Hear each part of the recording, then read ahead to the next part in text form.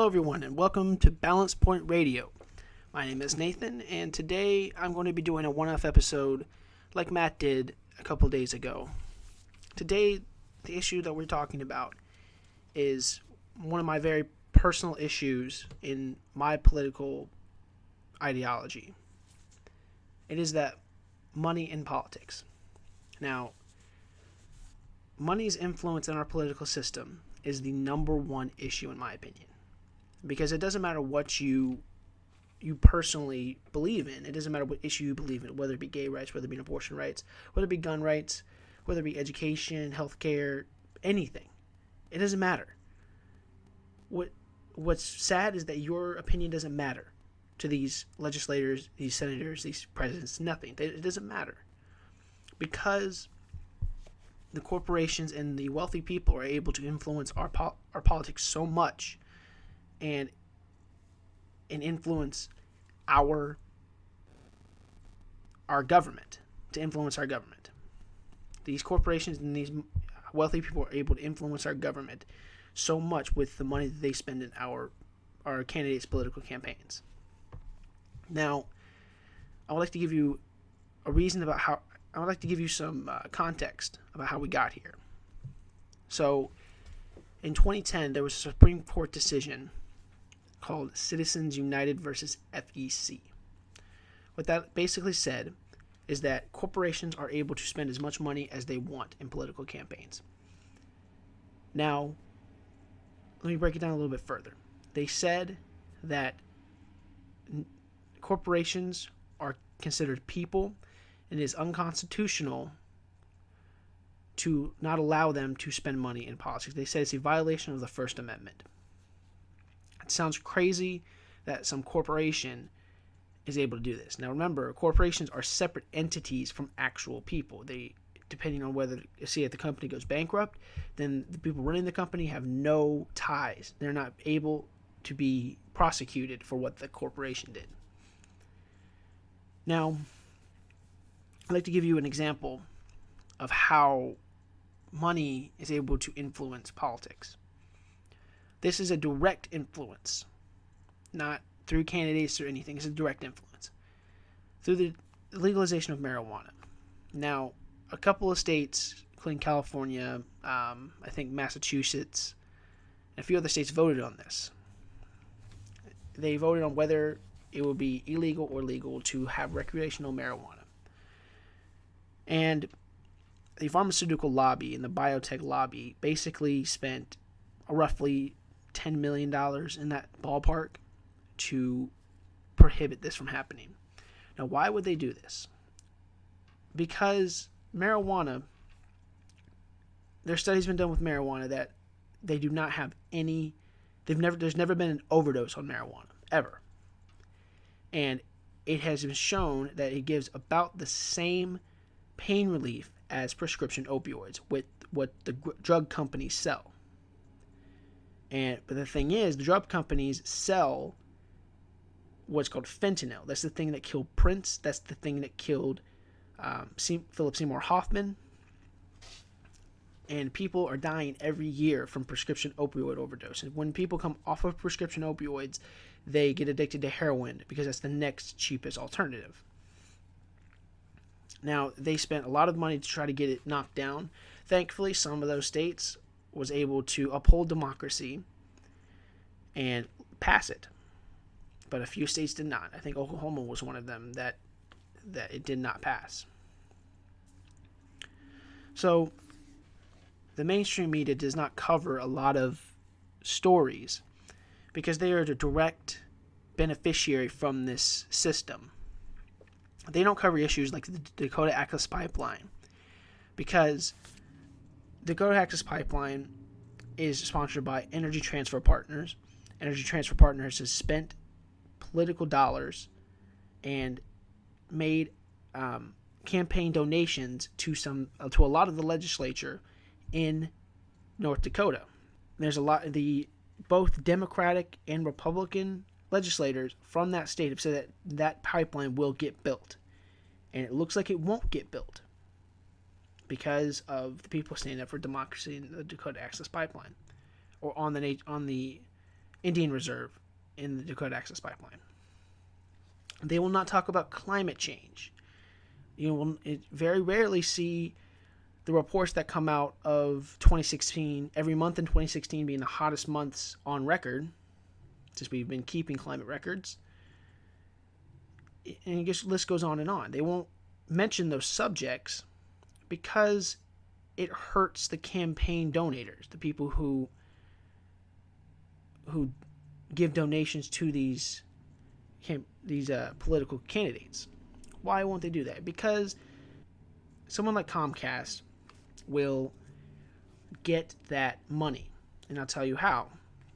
Because I've told you about corporations donating to politicians. What I haven't told you is that they need a medium to get that money to. Just giving that money directly to the candidate won't do much, right? That candidate still has to be elected. So they will pay for political ads. They will pay for articles. They will pay for a lot of media, especially like internet ads and things like that. That media has to be brought out by someone. That has to be showed to the masses. And those people are the mainstream media, CNN, NBC, Fox News, all of those places, Comcast, Time Warner Cable, Disney. They are direct beneficiaries of this system because they get that campaign money because they run their ads. So it goes from the campaign donator, like the oil companies and the pharma companies and millionaires and billionaires. They will pay these through super PACs and through direct donations, will pay the media companies to run political ads in their local states for a certain candidate. That isn't direct money, but that's basically a promise for next time you run, we will also run those political ads. Now, that's how it works. I would like to give you 3 examples of how the corruption actually happens. So, if you're listening on SoundCloud, you can look up these statistics on online, and for the people watching on YouTube, I'll show you the slides here in a second. The first slide I'd like to show you is Senator Cory Booker's campaign contributions from different sectors in our economy. You'll see lawyers and law firms, securities and investment, real estate, TV, movies, and music, etc., municipal finance, business services, pro-Israel, pharmaceutical, and that's the one I'm looking for. Number 8, pharmaceuticals and health products. He received $385,687 in total, $172,178 from individuals, and $213,500 from super PACs. Now, what does that mean? How does that directly attribute to how he legislates, how he actually votes on certain bills? Well, there was a bill that was on the floor of the Senate a couple days ago, and I think Matt talked about this in his one-off episode. It was the bill sponsored by Bernie Sanders to allow foreign drugs to come into America. Not just foreign drugs from Canada. Now, Canadians pay on average half, and even more than half, of what we pay for drugs. That's because they have a system that allows them to negotiate directly with the pharmaceutical companies for drug prices. We don't have that in America. They have public health care, which is single payer health care, which is through your taxes and not through an insurance company. So they are able to directly negotiate drug prices. Here we can't do that. This would allow us to import drugs from Canada, basically a workaround. So what happened? It got bipartisan support. Crazy. Ted Cruz voted for it. Ted Cruz of all people. I've never agreed with Ted Cruz in my life. And one of the people who voted against it was, you guessed it, Cory Booker. That's why I have him up here today. He basically said that we have no idea what regulations the Canadians have, and we're concerned about the less strict regulations that Canadians have for their drugs. That's simply not true, because most of the drugs that go to Canada are made in the United States. Canada has stricter regulations than we do. So what you get is he voted against it. And he made a very see-through glass statement. And it was basically an excuse to not vote for what the majority of Americans wanted in a bipartisan supported bill, which was crazy. He voted against it because he was paid by the pharmaceutical lobby to not vote for that bill. Now, second slide I'd like to show you today. This is the top contributors for the oil and gas industry. Now, as you can see, everything shown in red is voted for Republicans and conservative groups. Conservative groups, meaning conservative super PACs and state legislatures and things like that. Koch Koch brothers, you probably heard about them. They have invested $9 million in a 2015-2016 election, the last election cycle. Chevron Ariel, it's another oil company. Chevron donated $1.5 million. And Exxon, I'm just giving you the ones that you can easily identify. ExxonMobil donated $2 million. As you can see, it's all in red. Why is it all in red? Because Democrats know their base. Democrats know that their base is smarter, and Democrats and progressives want a cleaner environment, and we want to stop polluting our planet. What if some Republicans said? Republicans are very openly denying climate change. Very openly. They say there is no conclusive evidence.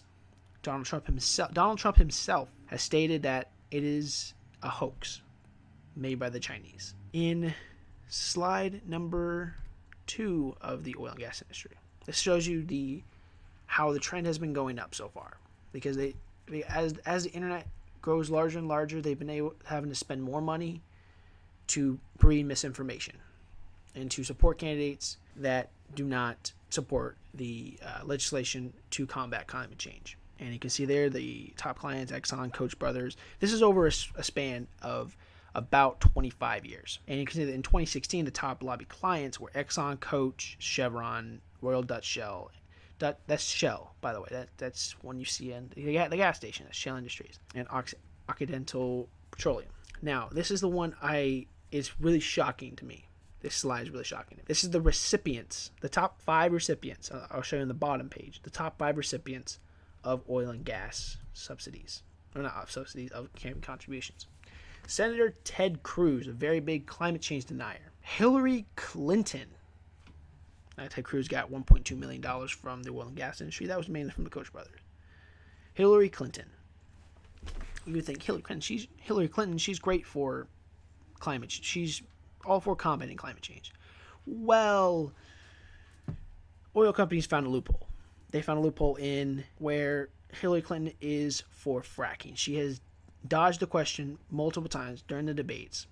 She has said if we can regulate it well, then fracking is a way to keep us energy independent. Fracking has been shown to pollute drinking water and is dangerous. Chemicals that are used are unregulated, and all it does is pump more oil out of the ground to be used in our atmosphere and to destroy our climate. Donald Trump received a little bit less. I told you before, open climate change denier. Paul Ryan, another one who completely disregards climate change. And again, Marco Rubio, who thinks it's a hoax. So I've given you examples from Democrats and Republicans. I'm showing you that the system itself is corrupt. Not just one party or another party. You might think I support Democrats because they're not as corrupt as Republicans. No, they are as corrupt as Republicans. They're just corrupt in different industries. It's better to fight Republicans because they want to destroy our planet. But you think this is only in the top levels. It's not.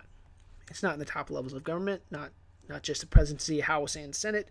It is also in the state level. This slide I'm showing you right here. This is from a Rochester University study of campaign contributions. This Hagen Powell, I think, is the person who penned a book on campaign finance. She is a political science major at Rochester University. I'm going to read it for you. And in her new book, The Influence of Campaign Contributions in State Legislatures, University of Michigan Press, 2012. Powell argues instead that the real power of money is exerted long before the roll call. The question is, what went into these laws, says Powell. The wording of just a sentence or two, or the addition of an earmark makes all the difference to a special interest group. For other contributors, the goal may be to preserve the status quo and prevent a bill. So they use, in state legislatures, it's a little harder to directly influence legislators because they don't want to spend as much money. So they will use sneakier methods by wording different legislative bills differently, and sometimes even trying to prevent a bill from coming onto the floor. How do we fix this? We know our system is corrupt. I've showed you examples. It is not a matter of if now, it is a matter of how can we fix it. Because it is there, I've showed you the evidence. The fix to this situation is to a constitutional amendment that prohibits big money in politics, meaning super PACs and corporations being able to pump as much money as they want. Now, how do we do that? Well, we basically say in this amendment that we want publicly funded elections, meaning a cap on how much you can contribute. There is that now, but that's basically not even enforced anymore. It would be about $2,500 per person, and to stop dark money from coming to our politics, stopping paid speeches, ones that Hillary Clinton was famous for receiving $300,000 a speech.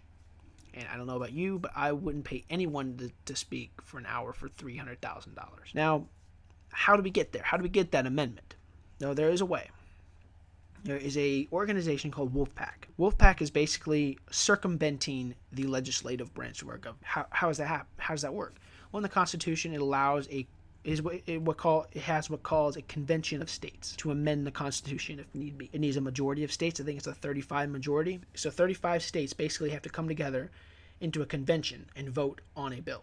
It's not even all of the states have to be in the convention. It's just a majority of the convention in those states. So it would have to be a majority vote of the 35 states. And when that happens, then an amendment to the Constitution is made without a veto, with President having no veto power, Congress having no power to vote on it. It is baked into our Constitution, and it is probably the greatest measure I've ever seen to allow our democracy to fix itself. Now, you think, how can they do this? Have they made any headway? They have Rhode Island on board. They have, I think, South Dakota on board. I'm not sure, but they have states. They have a few states now. Hopefully this year, they're thinking of, this year in 2017, they're thinking of getting 10 more states on board.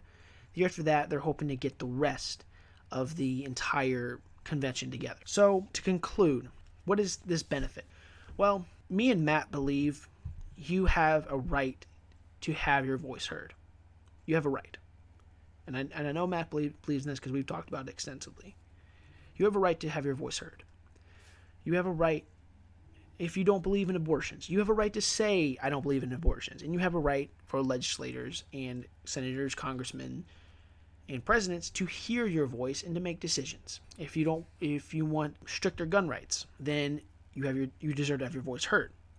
If you want single-payer health care, you have a right to have your voice heard without insurance companies drowning your voice out with their money. What happens? This will create a better democracy and a much greater society in general. Thank you, and I hope you enjoyed, and I hope this informed you. You can subscribe to our YouTube channel. You can follow us on SoundCloud, and if you're on YouTube, I hope you like, subscribe, comment, like us on Facebook. Every one of you have a great day. Check that out, wolfpack.com. I will put links in the description to all of the slides that I have shown today so that you have the information. Thank you, and you guys have a great day.